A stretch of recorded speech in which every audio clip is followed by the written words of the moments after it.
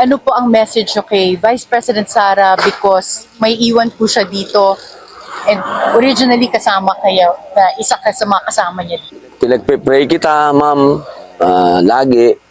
Ang panalangin ko po ay nasa inyo dahil kayo po ang nagsisilbing leader namin ngayon. Kayo po ang tumitindig. Kaya lahat po kami ay nasa likod po ninyo. Ako po ay pinauuwi po ninyo, kaya ako po uuwi. Hindi naman po ako uuwi kung alam ko naman ang trabaho ko ay proteksyonan po kayo. Opo, pero kailangan po akong umuwi.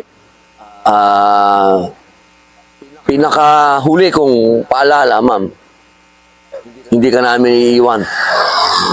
Kami pong lahat na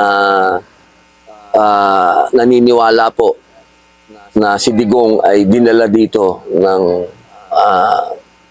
maling-mali. Kami pong lahat ay kasama po ninyo. Maging mga Duterte man o hindi Duterte, basta Pilipino, ma'am, kasama po ninyo. Maraming salamat, ma'am.